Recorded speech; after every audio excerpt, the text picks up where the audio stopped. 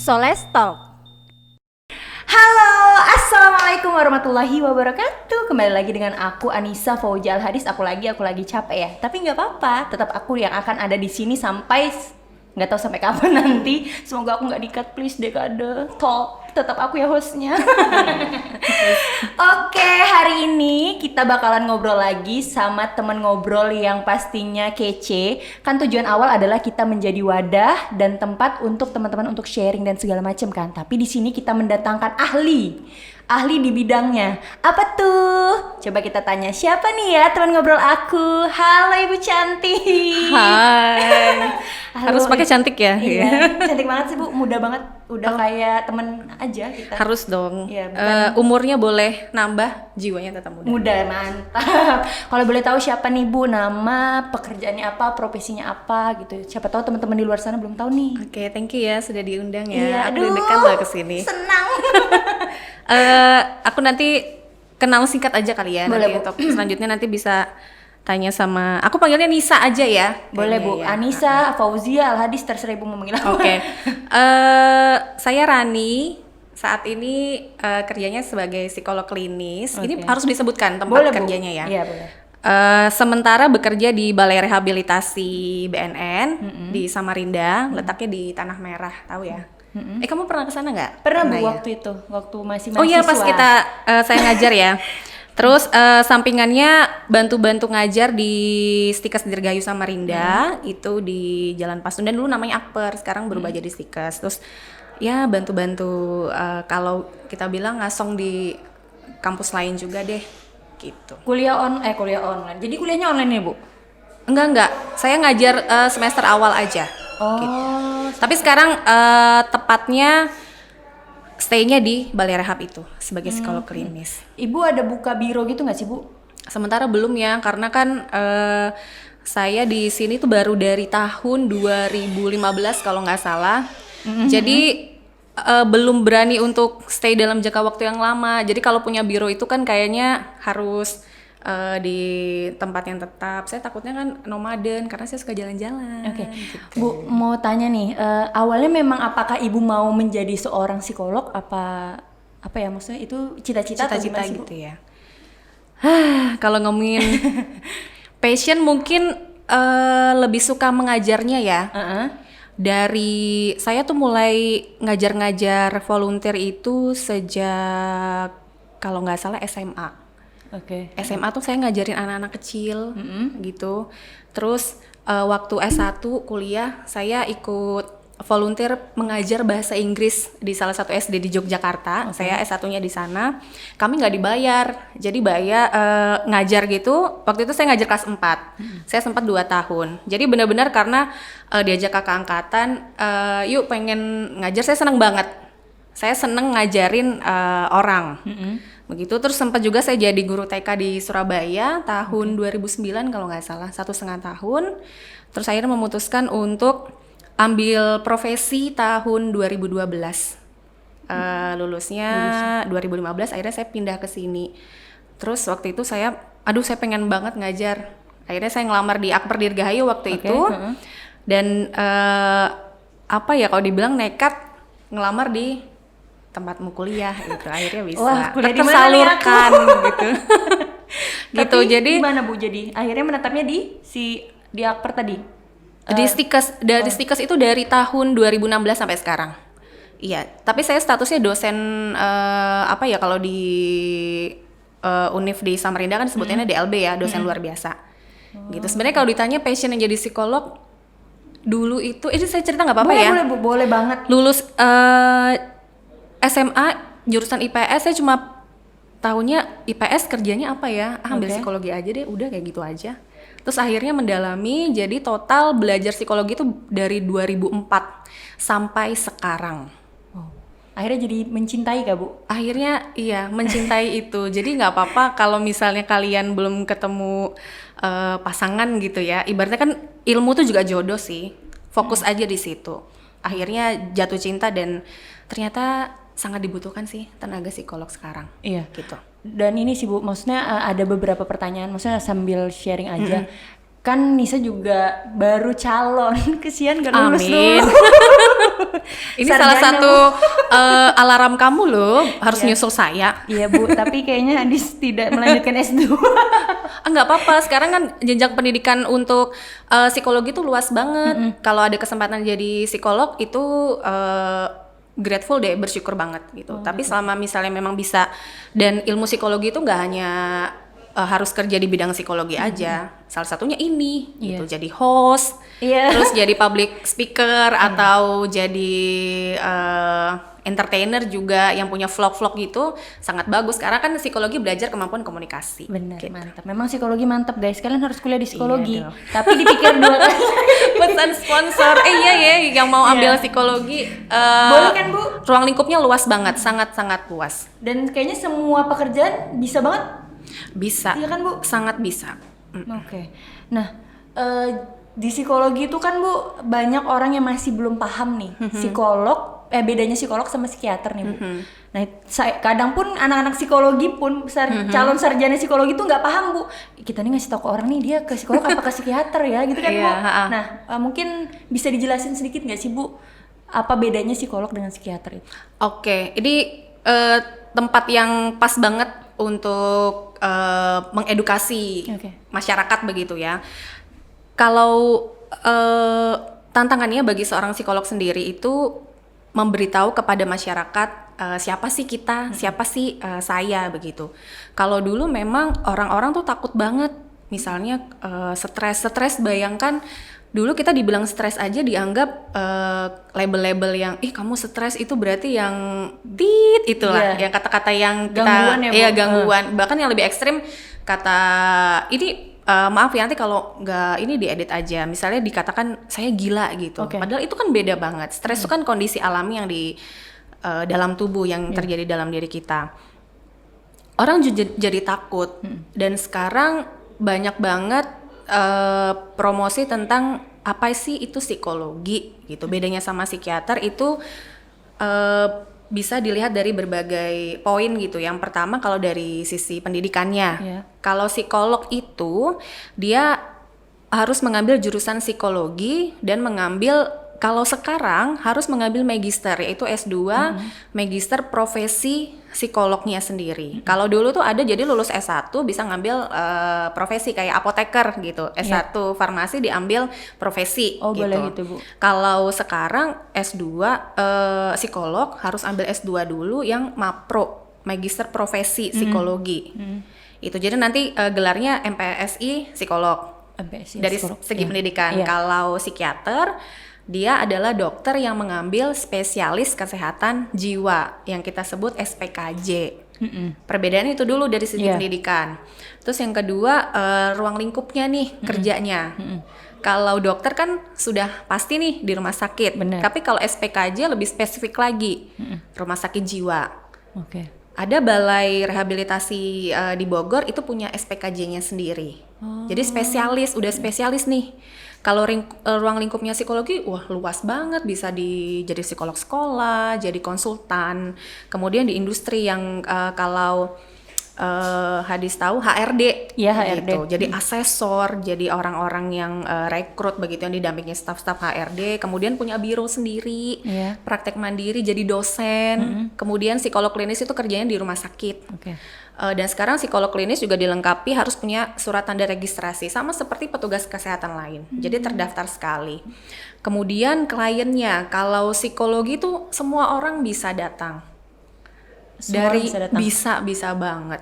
Kalau bedanya sama psikiater itu sebutannya orang dengan gangguan jiwa, ODGJ, orang-orang dengan permasalahan psikotik yang Oke. punya permasalahan psikiatri itu. Kalau psikologi siapapun bisa.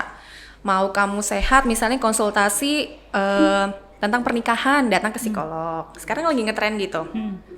Pengen daftarin anaknya sekolah, minat bakatnya seperti apa.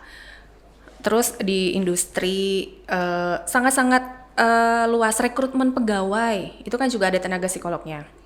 Kemudian kasus-kasus ditangani kalau di psikologi itu bisa dari kasus-kasus yang tadi saya bilang konsultasi saja atau mau konseling. Tapi kalau yang psikiater memang spesifik.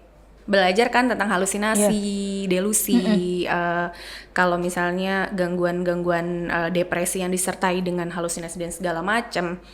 Kemudian bedanya lagi penanganannya, kompetensinya. Kalau psikolog itu mulai dari assessment itu kayak ambil data wawancara, terus observasi, terus kita diagnosanya psikologi, kemudian penanganannya bisa dari konseling, konsultasi, atau yang lebih spesifik psikoterapi. Tapi kalau psikiater penanganannya melalui obat-obatan, begitu. Jadi beda banget.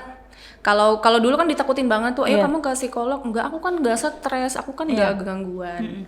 Bahkan ke psikolog juga bisa konsultasi aja. Kayak sekarang kan ada Satgas untuk khusus COVID ya.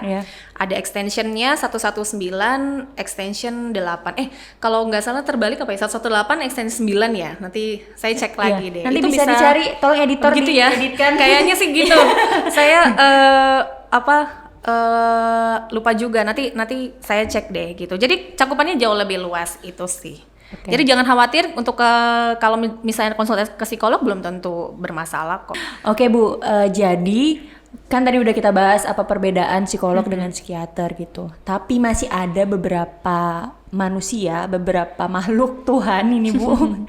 Dia tuh masih berpikiran bahwa ketika kita datang ke satu tempat ke psikolog atau ke psikiater tuh, oh dia gangguan jiwa nih. Padahal misalnya kayak Hadis nih Bu, punya gangguan mental yang orang tua Hadis misalnya nggak tahu gitu kan. Akhirnya Hadis dengan PD-nya padahal calon sarjana psikologi gitu, datang ke dosen padahal kan ya udah kamu lo bisa menyelesaikan problemmu sendiri gitu. Kenapa harus ke psikolog gitu? Begitupun problem kadang di circle Hadis ya Bu.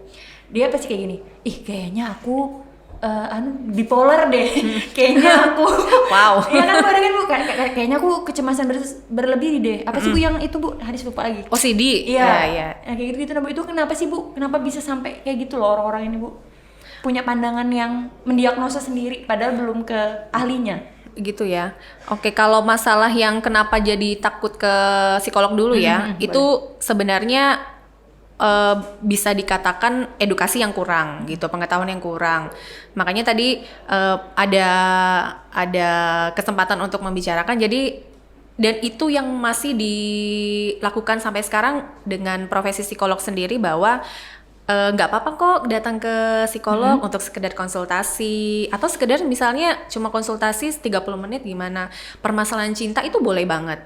Jadi sekarang pola pikir masyarakat sudah mulai bergeser kok untuk lebih aware bahwa kita perlu penanganan profesional ketika ada permasalahan-permasalahan psikologis yang tidak bisa kita tangani. Sekarang sudah mulai aware masyarakat kita karena sudah sangat banyak gitu psikolog di Indonesia. Makanya kan kalau di Samarinda sendiri masih butuh banyak. Jadi kita mohon sekali untuk mahasiswa psikologi kalau ada kesempatan belajar atau minimal jadi asisten psikolog dulu. Jadi belajar ilmu-ilmunya. Kemudian kenapa ada kecenderungan untuk diagnosa sendiri begitu ya? Itu balik lagi bisa jadi kurangnya pengetahuan, istilahnya ketika muncul gejala-gejala, kita kan belajar ya kalau di psikologi misalnya ada kecemasan begitu. Ada gejala A, B, C, D.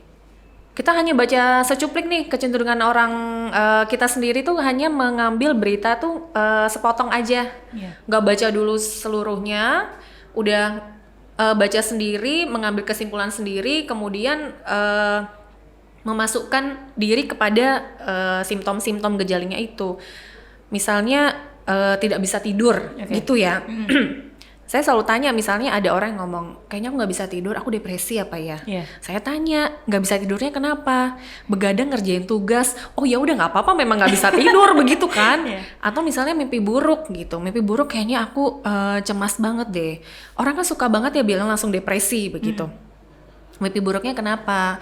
Oh ada deadline ngerjain tugas nih gitu. Oh berarti itu kan bagian dari kecemasannya. Jadi hanya mengambil poin-poin kecil, kemudian dijadikan satu, mengandalkan pikiran sendiri, langsung menjatuhkan diagnosa, kayaknya saya begini. Itu kurang tepat juga. Dan tapi kalau memang mengalami gejala yang cukup banyak, sebaiknya memang konsultasi dulu. Saya mengalami, jadi kayak klarifikasi gitu. Konfirmasi juga, bener nggak sih saya mengalami A, B, C gitu. Nanti kan akan diberikan pengetahuan sama profesionalnya itu. Sebaik Gitu sih. kalau bisa ini ya Bu, pokoknya intinya datang dulu ke ahlinya. Iya. Jangan apa ya bahasanya mendiagnosa dulu diri lah gitu. Karena kalau baca sendiri pun kita nggak ada pendampingan orang yang memang ahli, itu akan jadi asumsi pribadi begitu ya. Kita kayak misalnya menonton film sendirian gitu ya. Kan yang buat kesimpulan kita sendiri. Kita mengamati sendiri, tapi kalau misalnya diskusi sama yang lain kan mungkin pola pikirnya lebih terbuka. Iya. Begitu sih. Nah Bu, mungkin teman-teman nanti aku bakalan ngasih, nanti editor tolong editkan, nanti ada beberapa biro di Kalimantan Timur. Nanti ada kok di sini, nih, pokoknya banyak nih, nanti di sini dijejerin di mana aja biro-biro yang ada di Kalimantan Timur, biar teman-teman pada tahu, biar tahu nih ahlinya di mana, ahli psikolog yang bener-bener bukan tipu-tipu ya Bu. Iya. Takutnya kan, nah ini Bu, aduh jadi panjang nih nanti pembahasan. Kayaknya saya tahu kamu mau bahas siapa deh. Iya, karena ini sebenarnya kayak karena nggak kuliah, jadi nggak sampai ketanya ke para dosen-dosen kan Bu. Mungkin bisa sedikit kita cicipi bumbu-bumbu itu gitu. Bu. Menanggapi info paling gampang mencari ada psikolog atau enggak, itu cari universitas atau kampus yang ada fakultas psikologinya. Cara Pasti paling ada. gampang ya Bu? Iya, sebenarnya cara tracking paling mudah gitu ya. Kan pasti di setiap kota-kota besar ada universitas begitu. Cari yang ada fakultas atau prodi psikologi. Kemungkinan besar pasti ada psikolognya. Datang ke situ dulu, cari informasi minimal sama sekretariatnya gitu. Di sini tersedia psikolog nggak yang bisa saya datangi untuk konsultasi, bikin janji dan segala macam. Itu cara tracking paling gampang. Begitu. Tapi kalau mau masuk website, kalau cari aja misalnya Google. Kalau nanti saya kan tergabung di Ikatan Psikolog Klinis Indonesia, di situ lebih mudah lagi. Misalnya cari psikolog yang menangani masalah klinis dewasa, itu nanti muncul tuh siapa-siapa aja, ada kota-kotanya begitu. Jadi sekarang sudah sangat terbantu dengan media sosial sih. Tuh guys. Dan syaratnya memang ijazahnya magister profesi yang salah satunya ada MPSI psikolog. Kemudian yang klinis tuh wajib memiliki surat tanda registrasi itu. Tapi kalau yang mengaku-mengaku dia psikolog ya itu harus ditelusuri dulu. Jangan sampai kita konsultasi dengan profesional yang ternyata tidak profesional itu.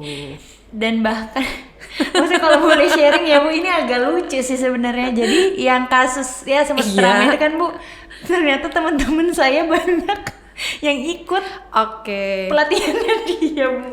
Itu gimana dong? Aduh teman-temanku tolong lain kali dibikin. Itu harus diedit.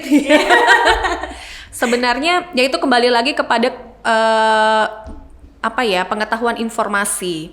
Makanya apalagi kalau orang-orang muda itu penting banget menelusuri sampai detail, sumbernya terpercaya. Nanti untuk pembahasan lebih lanjutnya nanti mungkin di segmen berikutnya kali ya.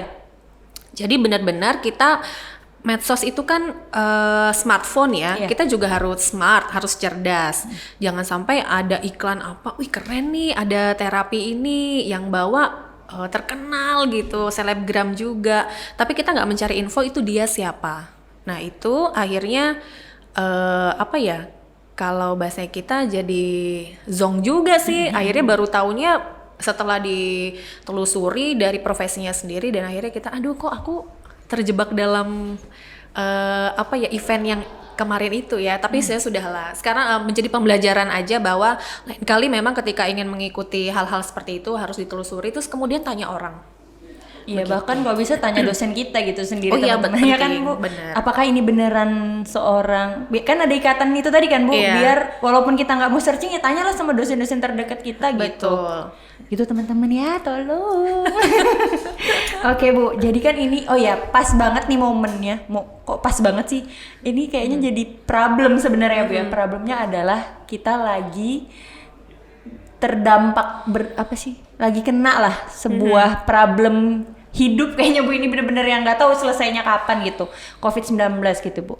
Pandangan Ibu sendiri terhadap masyarakat tentang adanya COVID ini gimana sih Bu? Maksudnya kan banyak ada yang stay at home, bener-bener dia di rumah doang.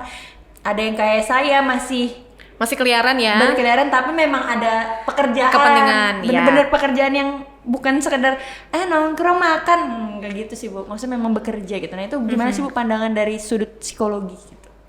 Dari psikologi ya, aduh, ini kalau ngomongin ini agak-agak emosi sebenarnya. Sebenarnya kan terakhir saya ikut kuliah bimbingan teknis tentang penanganan COVID dari sisi psikolog klinis. Kemarin itu sudah sampai pembahasan pasca bencana. Pasca berarti kan setelah ada bencana itu kan. Tapi ternyata situasinya tuh jadi chaos gitu ya kalau menurut saya. Berita terakhir kan Hadis juga tahu. Banyak banget ya Bu yang mulai dari orang ke mall bener-bener gerudukan, bandara yang jebret langsung tahu-tahu manusianya, Semua ruang publik dibuka akhirnya. tapi tempat ibadah malah Iya terakhir. agak sedih sih Bu sebenarnya ngeliat. Iya itu saya terakhir lihat postingan tempat ibadah kita harus beribadah di rumah. Tapi kenapa jadinya akhirnya mall sama transportasi dibuka itu kan jadi apa ya, sesuatu yang aduh kalau dipikir nggak selesai sih. Iya sih Bu. Begitu. Maksudnya sedih, ya maksudnya kalau di kita orang kayak Hadis lah rumahnya dekat masjid gitu kan, datang ke sana ternyata kayak diskat, maksudnya kayak berjarak 1 meter 1 meter, kayak sedih banget. Terus kayak biasa kita harusnya habis sholat salaman sama orang yang lebih tua, di situ jadi kayak maaf ya Bu Le, kayak gitu kayak nggak berani gitu. Tapi memang sama-sama ngerti, cuma rasanya tuh beda gitu loh Bu, ketika kita saling cium tangan dengan ketika kita cuma aduh itu sedih banget sih Bu. Iya, makanya beragam banget ya masyarakat. Kita ngomongin yang lingkup kecil aja, masyarakat di Indonesia ya. Karena kan ada negara-negara yang memang sudah kondisinya stabil, ada bahkan yang katanya gelombang kedua. Beragam sekali karena ini kan pandemi ya. Pandemi kan dirasakan seluruh dunia. Kalau di Indonesia sendiri saya prihatin sih, lebih prihatin kalau dilihat ada orang-orang yang memilih untuk benar-benar stay at home. Teman-teman saya di Jakarta, Jabodetabek lah ya, itu benar-benar total 3 bulan di rumah tanpa kemana-mana. Kalau kita kan masih bisa ya ke warung depan atau ke tempat kerja, work from home-nya juga tidak full begitu. Kemudian kayak Hadis masih bisa ke toko, kita masih bisa kumpul-kumpul seperti inian, tapi nggak tetap menjaga jarak begitu. Kalau menurut saya orang-orang yang pada akhirnya berani untuk ke ruang publik adalah sepertinya meremehkan hal ini sebagai sesuatu yang harus diwaspadai begitu. Meremehkan kenapa? Saya lihat ya fenomena ini nggak apa-apa. Terus boleh atau ini ada dikit udah. Oke. Jadi orang-orang yang datang ke mall ya, katakanlah kita ngomongin fenomena yang barusan kejadian yang bikin kita sebenarnya sedih, marah, perasaannya ya terserah deh sampai ada istilah seperti itu. Mereka melupakan banyak hal untuk menyalurkan hasrat saya butuh hiburannya itu. Semua disuruh di rumah loh, tidak hanya mereka. Semua orang di dunia ini merasakan dampak yang sama, stay at home-nya itu. Bahkan ada sama sekali yang tidak bisa keluar rumah. Orang-orang yang berani untuk ke mall itu melupakan banyak hal. Saya lihat ya, mereka memang pakai masker. Yang tadi kita ngobrolin sebelumnya ini, mereka memang pakai masker, tapi yang dilindungi hanya mulut dan hidung. Benar. Itu pun kalau ditutupin ya, itu pun kalau pakai masker yang yang bagus begitu. Tapi mereka lupa loh. Tangan ini penyebar sumber utama ya Bu? Penyebar yang paling banyak. Jangankan sebelum COVID ya, tangan ini ketika kita misalnya dulu kan kita sembarangan banget ya, makan habis garuk apa, pegang apa, kucek, pegang lagi gitu. Dan tangan kita lupa. Yang dilindungi hanya bagian masker. Mereka tidak melindungi bagian mata, padahal virus juga masuk lewat mata loh. Makanya kan kita nggak boleh yang harus cuci tangan, nggak boleh pegang mulut, hidung sama mata. Terus kenapa harus physical distancing? Karena virus juga nempel di baju, mungkin di bagian tubuh lainnya. Kita nggak sadar ya Bu? Nggak sadar, mengabaikan itu, lebih kepada meremehkan. Saya sehat kok, dan lupa bahwa ada yang disebut OTG, orang tanpa gejala. Dan virus itu juga masuk dalam tubuh kita, itu ada berbagai macam. Misalnya kita punya imun yang bagus sekali ya, kita sangat sehat. eh, virusnya masuk, Oke. tapi kita tidak menunjukkan gejala-gejala sakit itu. Berarti kan kita dikatakan karier nih, Karier, kita benar. membawa. Iya. Tapi kan kita nggak tahu kita bawa itu, kemudian saya ketemu sama Hadis, ternyata virus itu Benar. ke Hadis. Ke saya, iya. Saya memang tidak ada gejala. Terus kemudian virus itu, yang kedua, virus itu memang ada dalam tubuh kita, tapi berperang dengan imunitas kita. Kita tetap sehat, tapi kita kita Iya. positif. Yang ketiga, virus itu memang ada, menyerang dan kita akhirnya jadi positif. Oke. Dan ada istilah OTG, ODP, PDP. Itu yang dilupakan orang-orang banyak yang memutuskan untuk melanggar PSBB itu. Tangan tidak, bayangin ya ke mall ambil diskonan. Iya. Terus habis itu Ternyata itu disentuh sama orang yang disentuh sama Iya. kita nggak pernah tahu Iya, gitu iya, ya. benar, Bu. Terus bawa uang, transaksi di kasir, kita dapat kembalian, uang itu entah dari siapa. Kemudian kita lupa cuci tangan, kita langsung makan, duduk di tempat yang kita nggak pernah tahu itu dipakai siapa sebelumnya. Sangat-sangat mengabaikan hal itu. Kemudian kita pulang, bahkan mungkin ada yang bawa anak kecil kali ya. Oke. Kitanya sehat, tapi begitu kita ketemu sama orang itu belum tentu sehat loh. Iya. Itu yang dilupakan, jadi sangat-sangat menurut saya meremehkan sekali, sangat meremehkan sekali, merasa bahwa saya tidak pernah terpapar, saya nggak pernah merasa sakit, ya begitu. Jadi dulu pernah saya baca awal-awal COVID ini ada di dunia ini, ilmuwan saya lupa namanya siapa, beliau mengatakan berperilakulah seolah-olah kamu sudah punya virus itu, sehingga kamu akan menjaga jarak dengan orang lain, sehingga kamu tidak memaparkan virus itu kepada orang lain. Kalau warga netizen elit global kita ini kan, saya sehat, jadi saya Iya. boleh keluar kayak gitu. Dan itu akhirnya maksudnya bedanya Indonesia dengan beberapa negara yang memang sudah menerapkan kalau salaman mereka cuma tunduk, ya kan? Bu? Iya, new normal itu kan. Iya. Maksudnya ya memang beda sih Bu, apa pola kehidupannya. Iya, kalau dibilang Indonesia tuh dablek ya kalau bahasa Jawanya ya, ya itu kan batu gitu. Dablek Akhirnya banget sih, Bu. mengabaikan orang-orang yang stay at home, sangat mengabaikan kenapa sih petugas medis itu bisa berjuang keras banget untuk kita, tapi kita nggak pernah menghargai mereka dengan gampangnya keluar rumah begitu. Iya sih Bu, kasihan juga maksudnya kayak sekeliling ibu, sekeliling Hadis, mungkin sekeliling teman-teman di luar sana juga banyak juga yang akhirnya dia perawat, orang tuanya dokter, akhirnya tidak bisa bertemu, sedangkan kita masih Yes. huru hara bersama teman-teman kayak gitu-gitu. Demi sebuah diskon baju. Karena mungkin THR baru cair begitu ya, kita kan nggak tahu ya. Soles Talk.